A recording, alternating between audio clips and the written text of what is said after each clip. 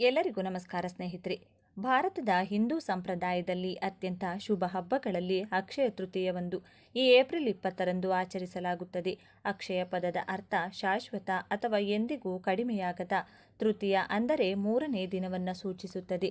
ಹೆಸರಿಗೆ ತಕ್ಕಂತೆ ಈ ದಿನದಂದು ಮಾಡುವ ಯಾವುದೇ ಒಳ್ಳೆಯ ಕಾರ್ಯ, ಹೂಡಿಕೆ ಅಥವಾ ಆರಂಭವು ಶಾಶ್ವತ ಯಶಸ್ಸು ಮತ್ತು ಸಮೃದ್ಧಿಯನ್ನು ತರುತ್ತದೆ ಎನ್ನುವ ನಂಬಿಕೆ ಇದೆ.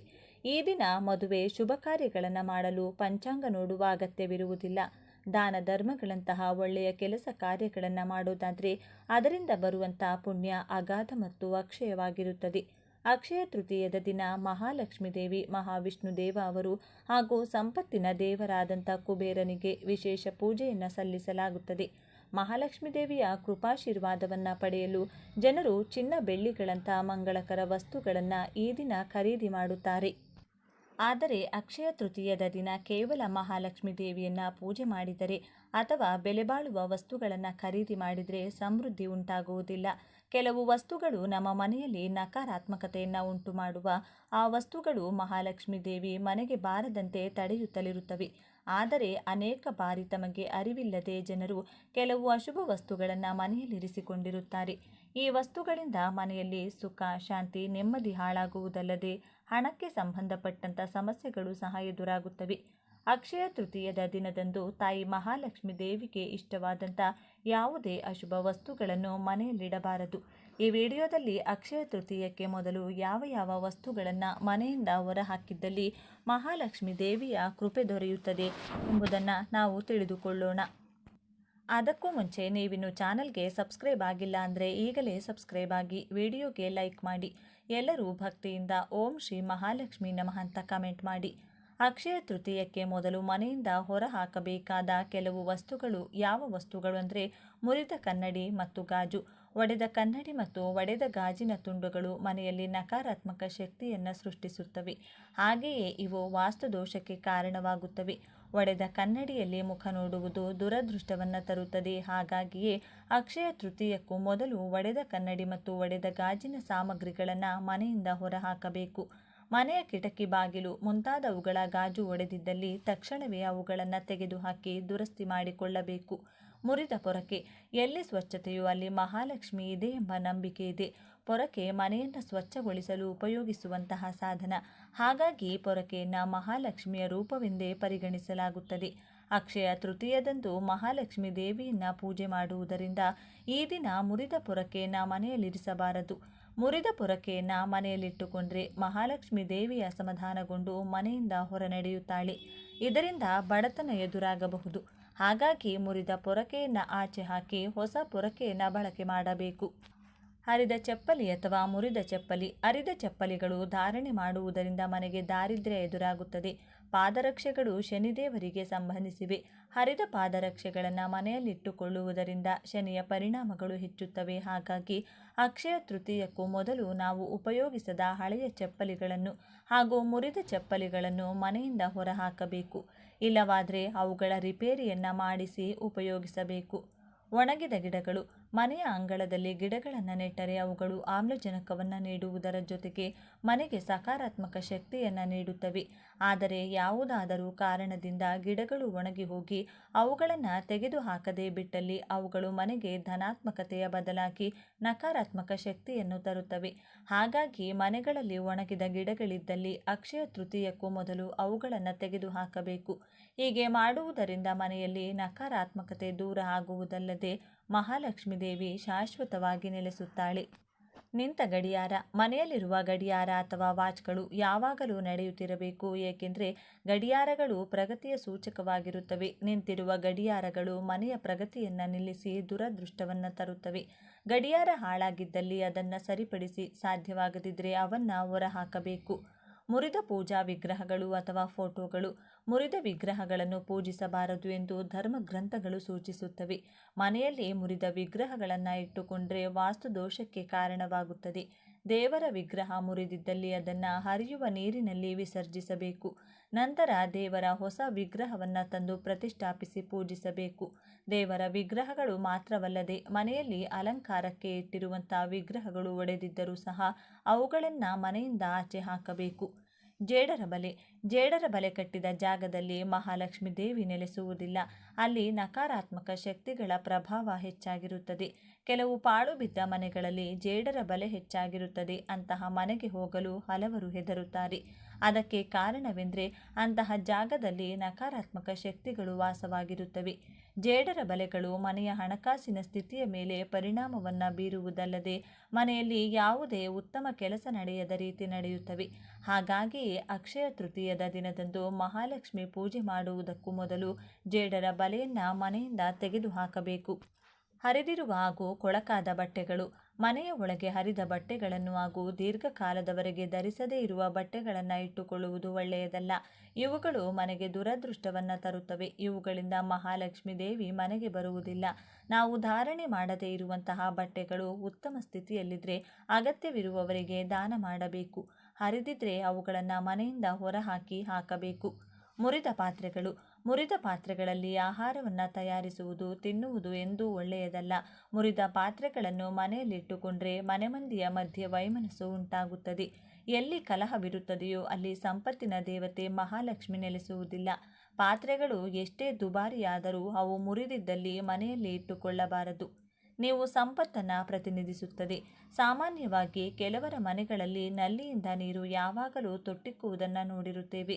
ಹೀಗೆ ನೀರು ಸದಾಕಾಲ ತೊಟ್ಟಿಕ್ಕುತ್ತಿದ್ದಲ್ಲಿ ಕೈಯಲ್ಲಿರುವ ಹಣವೂ ಸಹ ನೀರಿನಂತೆ ಪೋಲಾಗುತ್ತಿರುತ್ತದೆ. ಮನೆಯಲ್ಲಿ ಆರ್ಥಿಕ ಸ್ಥಿತಿ ಸರಿಯಾಗಿರುವುದಿಲ್ಲ. ಹಾಗಾಗಿ ಅಕ್ಷಯ ತೃತೀಯಕ್ಕೂ ಮೊದಲು ಹಾಳಾದಂತಹ ನಲ್ಲಿ ಇದ್ದಲ್ಲಿ ಅದನ್ನು ರಿಪೇರಿ ಮಾಡಿಸಿಕೊಳ್ಳಬೇಕು. ಇನ್ನು ಈ ಅಕ್ಷಯ ತೃತೀಯದ ದಿನದಂದು ವಿಷ್ಣು ಮತ್ತು ಮಹಾಲಕ್ಷ್ಮಿ ದೇವಿಯನ್ನು ಪೂಜಿಸಲಾಗುತ್ತದೆ ಮತ್ತು ಆಸ್ತಿಗಳನ್ನು ಖರೀದಿಸಲು, ಚಿನ್ನವನ್ನು ಖರೀದಿಸಲು, ಹೊಸ ವ್ಯವಹಾರವನ್ನು ಪ್ರಾರಂಭಿಸಲು ಪ್ರಯತ್ನಿಸುತ್ತಾರೆ. ಆ ದಿನ ಚಿನ್ನ, ಬೆಳ್ಳಿ ಮತ್ತು ಇತರ ಅಮೂಲ್ಯ ಲೋಹಗಳನ್ನು ಖರೀದಿಸಲಾಗುತ್ತದೆ. ಅಕ್ಷಯ ತೃತೀಯದ ದಿನದಂದು ಕುಬೇರ ಬ್ರಹ್ಮದೇವರ ಆಶೀರ್ವಾದದಿಂದ ಶಿವನು ಸ್ವರ್ಗೀಯ ಸಂಪತ್ತಿನ ಅಧಿಪತಿಯಾದನು ಎಂದು ನಂಬಲಾಗಿದೆ.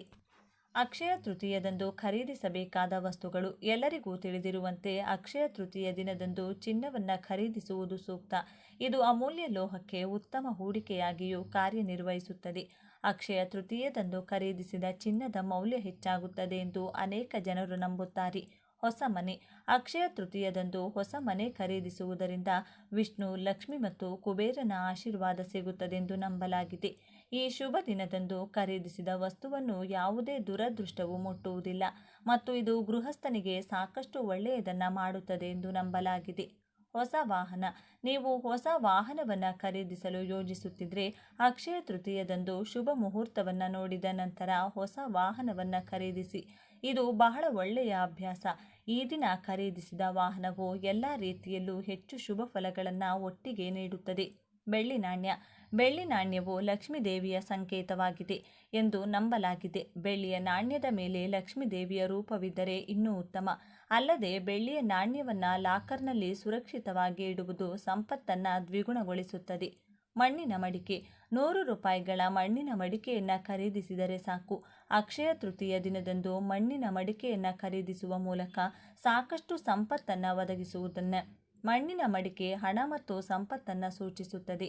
ಆ ದಿನ ಮಣ್ಣಿನ ಮಡಿಕೆಯನ್ನು ಪೂಜಿಸಬೇಕು ಮತ್ತು ಅದನ್ನು ಅಕ್ಕಿ ಮತ್ತು ಅರಿಶಿನದಿಂದ ತುಂಬಿಸಬೇಕು.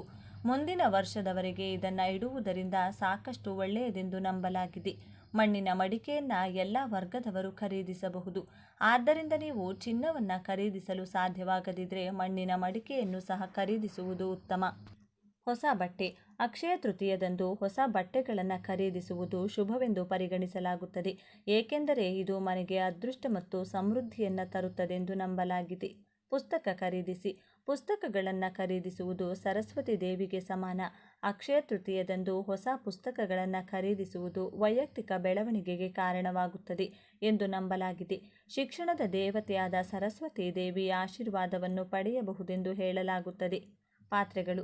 ಅಕ್ಷಯ ತೃತೀಯದಂದು ತಾಮ್ರ ಮತ್ತು ಹಿತ್ತಾಳೆ ಪಾತ್ರೆಗಳಿಂದ ಮಾಡಿದ ಪಾತ್ರೆಗಳನ್ನು ಖರೀದಿಸಲು ಸಹ ಸಲಹೆ ನೀಡಲಾಗುತ್ತದೆ. ಇದು ಮಂಗಳಕರ ಎನ್ನಲಾಗುತ್ತದೆ. ಅಕ್ಷಯ ತೃತೀಯ ದಿನದಂದು ಖರೀದಿಸಬಾರದ ವಸ್ತುಗಳು. ಅಕ್ಷಯ ತೃತೀಯದಂದು ಯಾವುದೇ ಚೂಪಾದ ವಸ್ತುಗಳನ್ನು ಖರೀದಿಸಬಾರದು. ಅಂದರೆ ಕತ್ತಿ, ಕತ್ತರಿ, ಸೂಜಿ, ಕುಡುಗೋಲು, ಕೊಡಲಿ, ಬ್ಲೇಡ್ ಮುಂತಾದ ಚೂಪಾದ ವಸ್ತುಗಳನ್ನು ಖರೀದಿಸಬಾರದು. ಅಂತೆಯೇ ಪ್ಲಾಸ್ಟಿಕ್ ಪಾತ್ರೆಗಳು ಮತ್ತು ಅಲ್ಯೂಮಿನಿಯಂ ಪಾತ್ರೆಗಳನ್ನು ಖರೀದಿಸುವುದು ಉತ್ತಮ ಅಭ್ಯಾಸವಲ್ಲ. ಸ್ಟೀಲ್ ಪಾತ್ರೆಗಳನ್ನು ಸಹ ಖರೀದಿಸಬಾರದೆಂದು ಕೆಲವರು ಹೇಳುತ್ತಾರೆ. ಅಕ್ಷಯ ತೃತೀಯ ದಿನದಂದು ಮನೆಯನ್ನು ಸ್ವಚ್ಛವಾಗಿಡಬೇಕು. ಮನೆ ಕತ್ತಲು ಅಥವಾ ಕೊಳಕಿರಬಾರದು. ಆ ದಿನ ಖಂಡಿತವಾಗಿಯೂ ಲಕ್ಷ್ಮೀ ದೇವಿಯ ಮುಂದೆ ದೀಪ ಮತ್ತು ಅಗರಬತ್ತಿ ಬೆಳಗಿಸಿ ಲಕ್ಷ್ಮೀ ಸ್ತೋತ್ರ ಅಥವಾ ಲಕ್ಷ್ಮೀ ಮಂತ್ರವನ್ನು ಪಠಿಸಿ ಆ ದಿನ ದಾನ ಮಾಡಿ ಮತ್ತು ಹಣ್ಣುಗಳು, ರಸ ಮತ್ತು ಹಾಲಿನಂಥ ಸಾತ್ವಿಕ ಆಹಾರವನ್ನು ತಿನ್ನಲು ಪ್ರಯತ್ನಿಸಿ. ಆತ್ಮೀಯರೇ, ಅಕ್ಷಯ ತೃತೀಯಕ್ಕೂ ಮೊದಲು ಮನೆಯಿಂದ ಯಾವ ಯಾವ ವಸ್ತುಗಳನ್ನು ಹೊರಹಾಕಿದರೆ ಮಹಾಲಕ್ಷ್ಮಿಯ ಕೃಪಾ ಕಟಾಕ್ಷ ದೊರೆಯುತ್ತದೆ ಎಂಬುದನ್ನು ತಿಳಿದುಕೊಂಡ ನಮಗೆಲ್ಲರಿಗೂ ಆ ದೇವಿಯ ಕೃಪಾ ಕಟಾಕ್ಷ ಸದಾಕಾಲ ಇರಲೆಂದು ಕೋರಿಕೊಳ್ಳುತ್ತಾ ಈ ದಿನದ ಸಂಚಿಕೆಯನ್ನು ಮುಗಿಸುತ್ತಿದ್ದೇನೆ. ವೀಕ್ಷಕರೇ, ನಿಮಗೆ ಈ ವಿಡಿಯೋ ಇಷ್ಟವಾಗಿದ್ದಲ್ಲಿ ಲೈಕ್ ಮಾಡಿ, ಶೇರ್ ಮಾಡಿ ಮತ್ತು ಸಬ್ಸ್ಕ್ರೈಬ್ ಮಾಡಿ ಹಾಗೂ ಬೆಲ್ ಬಟನ್ ಒತ್ತೋದನ್ನು ಮರಿಬೇಡಿ. ಎಲ್ಲರೂ ಭಕ್ತಿಯಿಂದ ಓಂ ಶ್ರೀ ಮಹಾಲಕ್ಷ್ಮಿ ನಮಃ ಅಂತ ಕಮೆಂಟ್ ಮಾಡಿ. ವಿಶೇಷ ಈ ದಿನ ನೀವು ಕೆಲವು ಪರಿಹಾರಗಳನ್ನು ಮಾಡಿಕೊಂಡ್ರೆ ವರ್ಷ ಪೂರ್ತಿ ಶುಭದಾಯಕವಾಗಿ ಶುರುವಾಗುತ್ತದೆಂದು ಪಂಡಿತರು ಹೇಳುತ್ತಾರೆ. ಹಾಗಾಗಿ ಈ ವಿಡಿಯೋದಲ್ಲಿ ನಾವು ಈ ದಿನ ಆಚರಿಸಬೇಕಾದಂಥ ಕೆಲವು ವಿಧಿವಿಧಾನಗಳನ್ನು ತಿಳಿದುಕೊಳ್ಳೋಣ. ಆದರೆ ಅದಕ್ಕೂ ಮುಂಚೆ ನೀವಿನ್ನು ನಮ್ಮ ಚಾನಲ್ನ ಸಬ್ಸ್ಕ್ರೈಬ್ ಮಾಡಿಕೊಂಡಿಲ್ಲ ಅಂದರೆ ಖಂಡಿತ ಈಗಲೇ ಸಬ್ಸ್ಕ್ರೈಬ್ ಮಾಡ್ಕೊಳ್ಳಿ. ಹಾಗೆ ಈ ವಿಡಿಯೋ ಇಷ್ಟ ಆದರೆ ಮರೆಯದೇ ಒಂದು ಲೈಕ್ ಕೊಡಿ. ಎಲ್ಲರೂ ಭಕ್ತಿಯಿಂದ ಓಂ ಶ್ರೀ ಮಹಾಲಕ್ಷ್ಮಿ ನಮಃ ಅಂತ ಕಮೆಂಟ್ ಮಾಡಿ. ಸ್ನೇಹಿತರೆ, ಮೊದಲಿಗೆ ನಾವು ತಿಳ್ಕೋಬೇಕಾಗಿರುವಂತಹ ವಿಷಯ ಏನಂದರೆ, ಈ ದಿನ ಮಹಾಲಕ್ಷ್ಮಿಯ ಜೊತೆ ಶಿವನನ್ನು ಪೂಜಿಸಬೇಕು. ಈ ದಿನ ಶಿವನನ್ನು ಯಾರು ಪೂಜಿಸುತ್ತಾರೋ ಅವರು ಶಾಶ್ವತವಾಗಿ ಪುಣ್ಯ ಫಲವನ್ನು ಪಡೆದುಕೊಳ್ಳುತ್ತಾರೆ. ಅವರ ಜೀವನದಲ್ಲಿ ಸುಖ ಸಂತೋಷ ಶಾಶ್ವತವಾಗಿ ನೆಲೆಯೂರುತ್ತದೆ. ಕಾಲಸರ್ಪ ದೋಷಗಳು, ರಾಹುಕೇತು ದೋಷಗಳು ಹಾಗೂ ಪಿತೃದೋಷಗಳಿಂದ ಅವರು ವಿಮುಕ್ತಿ ಪಡೆದುಕೊಳ್ಳುತ್ತಾರೆ. ಈ ದಿನದಂದು ನಾವು ಯಾವ ಪರಿಹಾರವನ್ನು ಮಾಡಿಕೊಂಡ್ರೆ ವರ್ಷ ಪೂರ್ತಿ ನಮಗೆ ಶುಭದಾಯಕವಾಗಿ ಪ್ರಾರಂಭವಾಗುತ್ತದೆ ಎಂದು ಈಗ ನೋಡೋಣ. ಗೃಹಿಣಿಯರು ಸೂರ್ಯೋದಯಕ್ಕೂ ಮುಂಚೆಯೇ ಎದ್ದು ಮನೆ ಶುಭ್ರಪಡಿಸಿಕೊಂಡು ತಲೆ ಸ್ನಾನ ಮಾಡಿಕೊಂಡು ಶಿವನ ಪೂಜೆ ಮಾಡಬೇಕು. ಈ ದಿನ ನೀವು ಮಾಡುವಂಥ ಶಿವನ ಪೂಜೆಯಿಂದ ಕೋಟಿ ಜನ್ಮಗಳ ಪುಣ್ಯಫಲ ಪಡೆದುಕೊಳ್ಳುತ್ತೀರಿ. ಶಿವನ ಪೂಜೆ ಮುಗಿದ ನಂತರ ದೇವರ ಮನೆಯ ಮುಂದೆ ಕುಳಿತುಕೊಂಡು ಭಕ್ತಿಯಿಂದ 108 ಸಲ ಓಂ ನಮಃ ಶಿವಾಯ ಎಂಬ ಮಂತ್ರವನ್ನು ಜಪಿಸಬೇಕು. ಈ ಮಂತ್ರಕ್ಕೆ ಅಪಾರವಾದ ಶಕ್ತಿ ಇದೆ. ಈ ಅಮಾವಾಸ್ಯೆಯಂದು ಯಾರು ಈ ಮಂತ್ರವನ್ನು 108 ಸಲ ಜಪ ಮಾಡುತ್ತಾರೋ ಅವರಿಗೆ ಅಪಾರವಾದ ಧನ ಸಂಪತ್ತು ಪ್ರಾಪ್ತಿಯಾಗುತ್ತದೆ. ಈ ದಿನದಂದು ಯಾವ ಸಮಯದಲ್ಲಾದರೂ ಸರಿ ನೀವು ಶಿವನ ದೇವಸ್ಥಾನಕ್ಕೊಮ್ಮೆ ತಪ್ಪದೆ ಭೇಟಿ ಕೊಡಲೇಬೇಕು. ಈ ದಿನ ಶಿವನ ದೇವಸ್ಥಾನಕ್ಕೆ ಹೋಗಿ ಅವರ ದರ್ಶನ ಪಡೆದುಕೊಂಡು ಬಂದರೆ ಖಂಡಿತ ಶಿವಾನುಗ್ರಹ ಪ್ರಾಪ್ತಿಯಾಗುತ್ತದೆ. ಈ ದಿನದಂದು ಭೂಮಿಯ ಮೇಲೆ ಹೆಚ್ಚಿನ ಸಂಖ್ಯೆಯಲ್ಲಿ ದುಷ್ಟಶಕ್ತಿಗಳು, ನಮ್ಮ ಪೂರ್ವಿಕರ ಆತ್ಮಗಳು, ನಮ್ಮ ಪಿತೃದೇವತೆಗಳು ಸಂಚಾರ ಮಾಡುತ್ತಿರುತ್ತಾರೆ. ಈ ದುಷ್ಟಶಕ್ತಿಗಳು ನಮ್ಮ ಮನೆಯಲ್ಲಿ ಏನಾದರೂ ಪ್ರವೇಶ ಮಾಡಿದರೆ ನಮ್ಮ ಜೀವನವೇ ಅಲ್ಲೋಲ ಕಲ್ಲೋಲವಾಗುತ್ತದೆ.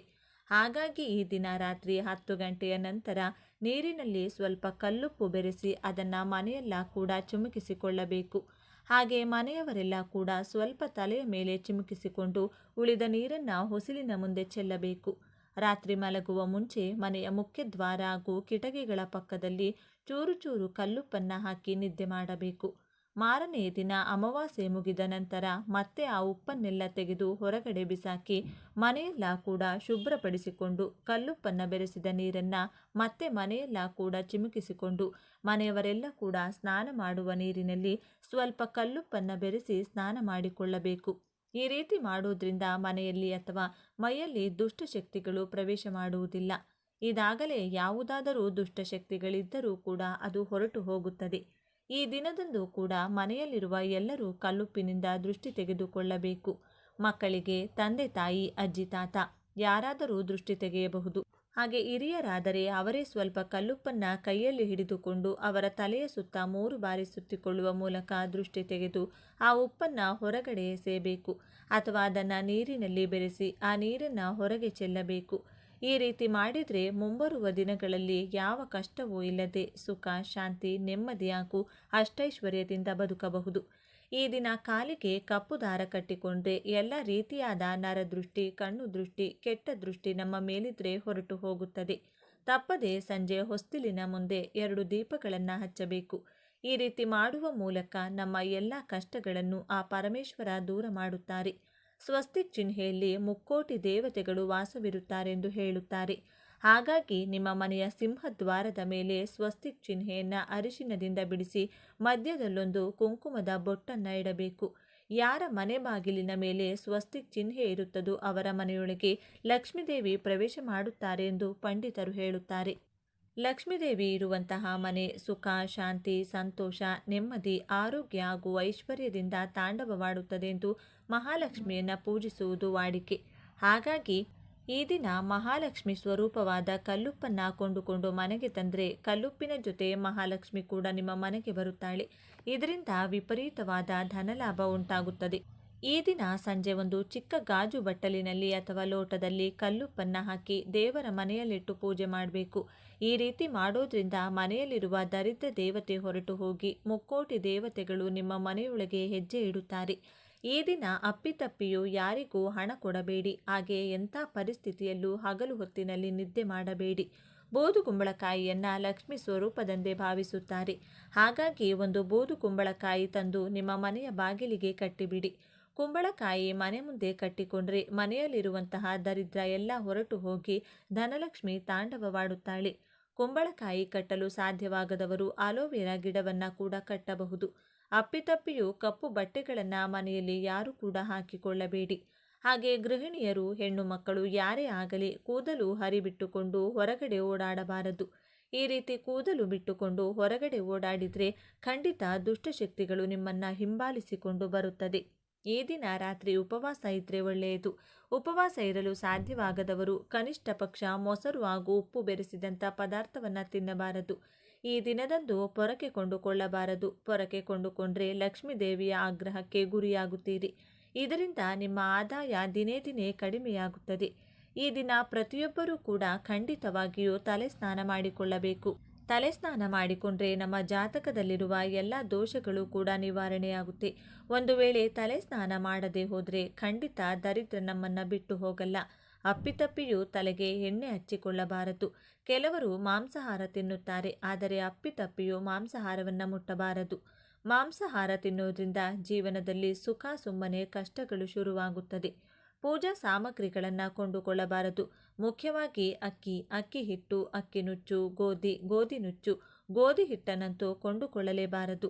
ಈ ದಿನ ತುಳಸಿ ಎಲೆಗಳನ್ನು ಕೀಳಬಾರದು. ಯಾವ ರೀತಿಯಾಗಿ ಶುಭ ಕಾರ್ಯಗಳನ್ನು ಮಾಡಬಾರದು. ಈ ದಿನ ತಪ್ಪದೆ ಪ್ರತಿಯೊಬ್ಬರೂ ಚಂದ್ರನ ದರ್ಶನವನ್ನು ಪಡೆದುಕೊಳ್ಳಬೇಕು. ಪರಮೇಶ್ವರನ ತಲೆಯ ಮೇಲಿರುವ ಅದೃಷ್ಟ ಚಂದ್ರನದು. ತಲೆಯ ಮೇಲೆ ಚಂದ್ರ ಇರುವ ಕಾರಣ ಶಿವನನ್ನ ಸೋಮೇಶ್ವರ ಎಂದು ಕರೆಯುತ್ತಾರೆ. ಈ ದಿನ ಯಾರು ಚಂದ್ರನ ದರ್ಶನ ಪಡೆದುಕೊಂಡು ಅವರಿಗೆ ನಮಸ್ಕಾರ ಮಾಡುತ್ತಾರೋ ಅಂಥವರಿಗೆ ಎಷ್ಟೋ ಜನ್ಮಗಳ ಅದೃಷ್ಟ ಉಂಟಾಗುತ್ತದೆ. ಕೆಲ ತಲೆಮಾರುಗಳವರೆಗೂ ಕರಗದಂತಹ ಐಶ್ವರ್ಯ ಪ್ರಾಪ್ತಿಯಾಗುತ್ತದೆ. ಈ ದಿನ ಶಿವಲಿಂಗಕ್ಕೆ ಪಂಚಾಮೃತದ ಅಭಿಷೇಕವಾಗಲಿ, ಎಳನೀರಿನ ಅಭಿಷೇಕವಾಗಲಿ ಅಥವಾ ಬರೀ ನೀರಿನಿಂದ ಅಭಿಷೇಕವಾಗಲಿ ಮಾಡಿದರೆ ವಿಶೇಷವಾದ ಫಲ ಪಡೆದುಕೊಳ್ಳುತ್ತೀರಿ. ಇದರಿಂದ ಸಂಪೂರ್ಣವಾದ ಆರೋಗ್ಯ ಹಾಗೂ ಸಿರಿ ಸಂಪತ್ತು ಪ್ರಾಪ್ತಿಯಾಗುತ್ತದೆ.